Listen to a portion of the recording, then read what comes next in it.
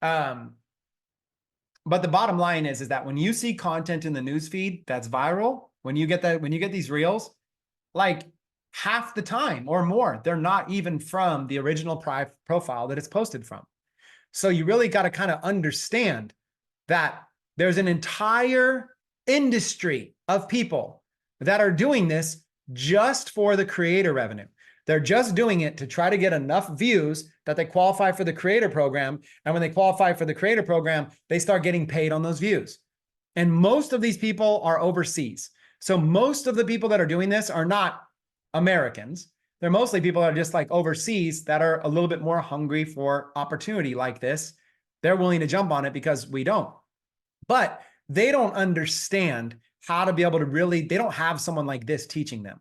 So they are a lot of times just young people that are just, from India or whatever. They're just clipping, grabbing videos, posting them, and just trying to see if something works.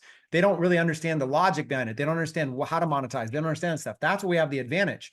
And so what I'm saying is that what I would do is I would literally do pretty much what they're doing, but I would create a niche. And I would create a niche that, like, right now, why don't you guys tell me what types of niche pages do you think would be good for Eva and Javier's content? Eva and Javier.